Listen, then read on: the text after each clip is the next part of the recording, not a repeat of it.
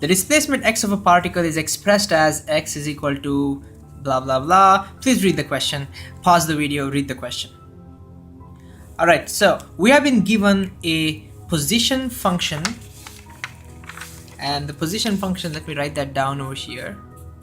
It's given as x equals 20 cos 50 pi t plus 0.5 pi y. That's given. And we're gonna assume everything is in SI units. We need to calculate the phase difference between any two particles 10 meters apart along the wave. Okay, so what's given is, if we make a plot of this wave, I don't know what the plot looks like, it's a cosine function, maybe it looks like this. That really doesn't matter. What matters is, we have been asked what is the phase difference between any two particles which are 10 meters apart. Now I don't know where the 10 meters apart would be. It could be anywhere. Anyways, so let me just pick some two random points. Some random point I would take. Okay. If these guys are 10 meters apart, we need to find what's the phase difference between these two particles. And at first you would be like, how the heck do we find that? Well, here's a trick. Notice that if I take this as my particle number 1, and if I take this as my particle number 2, can we figure out what's the phase difference between these two people? Or maybe we'll pick another two set of particles. Let's see. Let's pick this guy. Let's call this as particle 3, and this guy, let's call this as particle 4. Can we find out what is the phase difference between them? Or maybe we'll take another such set. Let's choose this guy and this guy. Can we find what the phase difference between these guys are? Well, the speciality of these pair of particles that I've chosen is that each one of them is one wavelength apart.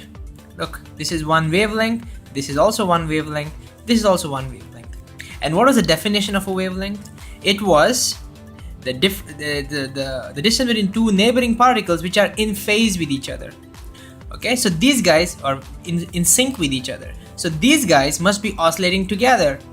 These guys will also oscillate together, and these guys will also oscillate together. All these people are oscillating at in the same, we can say they're in phase or they're synchronized. Their oscillations are synchronized, these guys. However, there's one difference. Since the wave is propagating towards the right, let's say it's propagating towards the right. I don't know. I think in this case it's propagating towards the left. I'm taking a general case, okay? So imagine the wave is propagating towards the right. Then what we need to understand is, if you compare particle 6 and particle 5 and particle 6, particle 5 is the one that gets hit by the wave first, and then particle 6 gets hit. In other words, when particle 5 finishes 2 oscillations, that's when particle 6 has finished 1 oscillation. So if you were to see an animation of this, we would something like this, and then you would see them in phase with each other. Therefore, although these guys are oscillating together in sync with each other, this guy is one full oscillation ahead of this guy. Okay? Similarly is the case with 3 and 4. Particle 3 is one full oscillation ahead of particle 4, but they are in sync. And particle 1 is one full oscillation ahead of particle 2, but again they are in sync. And if the wave was propagating towards the left, it would be exactly the reverse. This guy would be ahead of this by 1 oscillation, this guy would be ahead of this by 1 oscillation, and so on. So what we understand is, if I pick any two particles which have a distance between them 1 lambda, okay, so two particles, I pick two particles, and let's say the distance between them, is 1 lambda, then we know for sure that the two particles differ in phase by 1 complete oscillation. Okay, 1 oscillation. And 1 oscillation is just like 1 full circular motion. It's not the same, but it's like that, because we like to assign angles to oscillation. So we like to say 1 complete oscillation is 2 pi radians. Okay, so if I take two particles at a distance of 1 lambda, you will see their phase difference. I'm going to call this as delta phi. Phase difference will be 1 oscillation, but we don't like to write in terms of number of oscillations. We like to talk in terms of number of angles, number of radians, and that's going to be 2 pi radians. Okay. What if I pick two particles which are two wavelengths apart?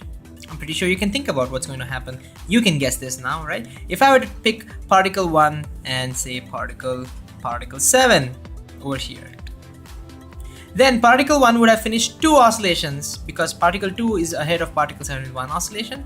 Particle 1 is ahead of particle 2 with 1 oscillation. So this, guys, must be having a phase difference of 2 oscillations. 2 oscillation means 4 pi radians.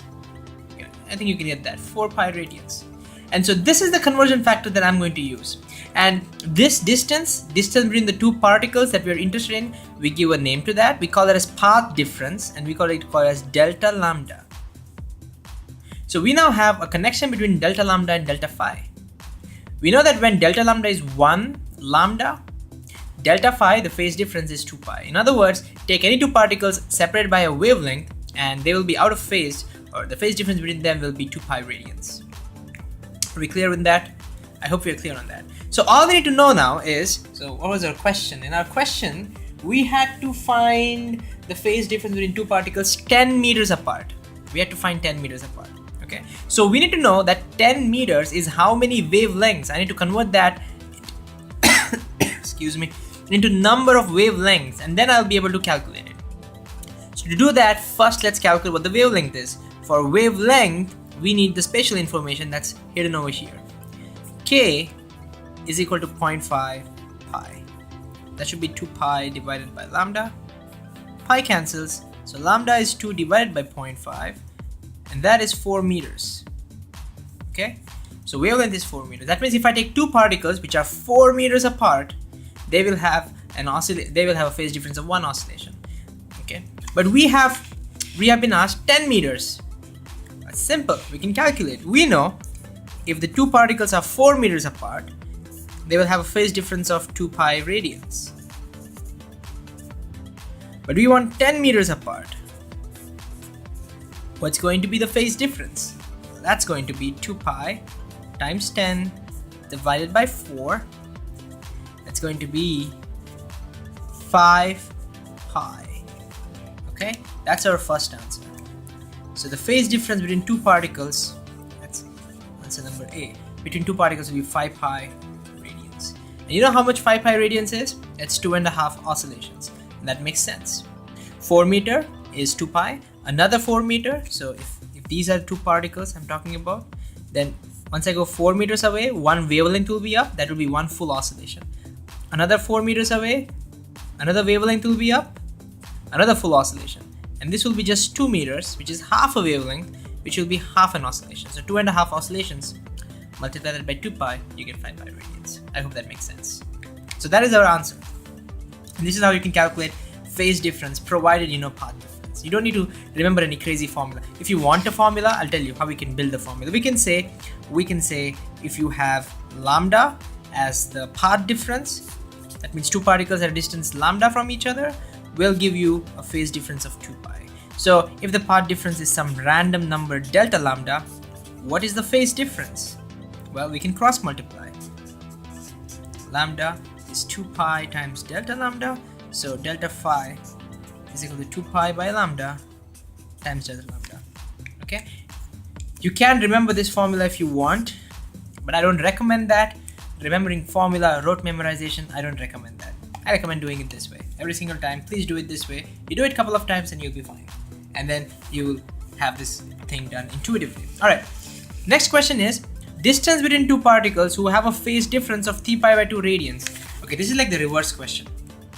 This time we have been given what the phase difference is. We have been given that the phase difference delta phi is 3 pi by 2 radians, and we need to calculate what the distance between the two particles is. I'm not going to use the formula. You can do it with the formula, but I want to do it again intuitively. I know that if I take two particles 4 meters apart, then I'll get a phase difference of 2 pi radians. That I know. But now I want to know how far should the two particles be so as to get a phase difference of 3 pi by 2. We'll just cross multiply. So 4 into 3 pi divided by 2 divided by 2 pi.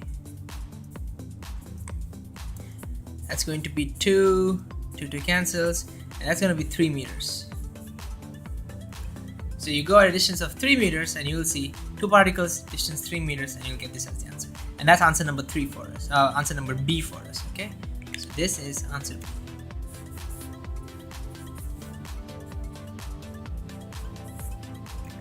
That makes sense. You see, 3 pi by 2 is less than 2 pi, so we'd expect less than 4 meters. Alright, see you in the next question.